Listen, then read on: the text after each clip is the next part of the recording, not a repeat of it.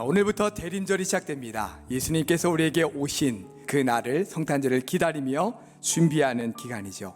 그리고 다시 오실 예수님, 그분을 우리가 사모하며 기다리는 그런 주간이기도 합니다. 누가복음 2장에 보면 아기 예수님이 이 땅에 오셨을 때 처음으로 아기 예수님을 만난 사람들의 이야기가 나옵니다. 22절 말씀에 보면 요셉과 마리아가 아기 예수님을 데리고 예루살렘 성전으로 올라가는 것을 보게 됩니다. 이때 특별한 한 사람을 이 성전에서 만나게 되는데요, 이 예수님을 만나게 되는데 그 사람이 바로 시몬이라는 사람입니다. 자, 시몬이 어떤 사람이라고 말씀하고 있습니까? 의롭고 경건한 사람이다, 이렇게 말씀하고 있죠. 자, 주님께서 인정하신 믿음의 사람, 이 사람은 아주 특별한 경험을 하게 되는 것을 말씀 속에 보게 됩니다. 그가 성전에 들어갔다가 아기 예수님을 만나게 된 거죠. 여러분, 이것이 시몬 개인에게 얼마나 축복된 일입니까? 이 아기 예수님이 만인을 구원하기 위해서 오신, 하나님께서 보내신 구원자이시다 라고 하는 것을 선포하고 있는 것이죠.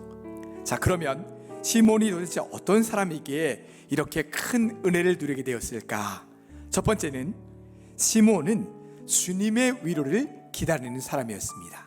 당시 유대 나라는 로마의 지배를 받으면서 정치적으로 큰 억압을 받고 있었고 경제적으로도 굉장히 궁핍해 있는 그러한 상황이었습니다.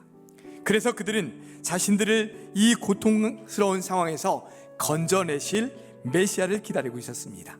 그때 그 구원자 예수님을 알아본 사람이 오늘 말씀에 누구라고요? 시몬이다, 이렇게 말씀하고 있는 거예요.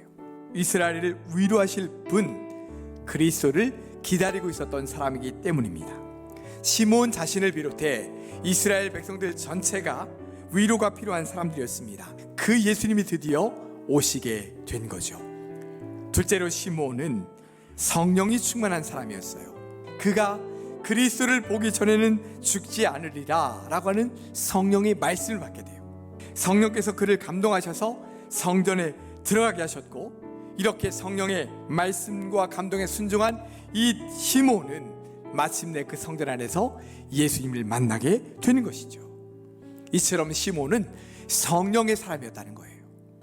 그 당시 대다수의 유대인들은 형식적인 신앙생활을 할 뿐 그들의 마음속에는 하나님을 떠나 있는 사람들이기 때문이에요.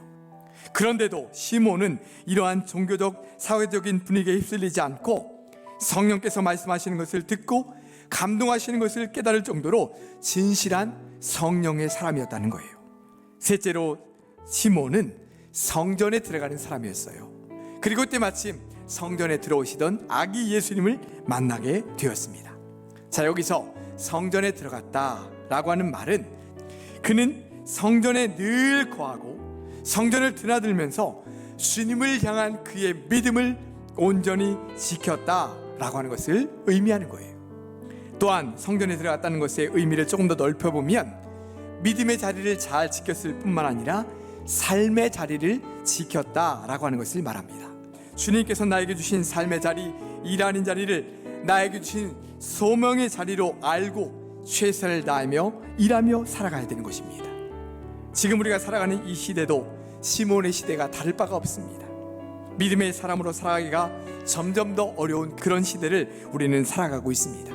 그러나 이렇게 온전한 믿음을 지키기 어려운 상황 속에서도 우리가 주님의 위로를 구하면서 성령 충만함으로 믿음의 자리를 잘 지켜나갈 때에 우리도 예수님을 기쁨으로 맞이할 수 있는 그날이 임하게 될 줄 믿습니다. 그러한 주님을 만나고 주님 앞에 서는 그날을 우리가 간절히 기다리며 믿음으로 끝까지 승리하며 살아가시는 우리 모든 성도들 되시기를 주님의 이름으로 축원합니다.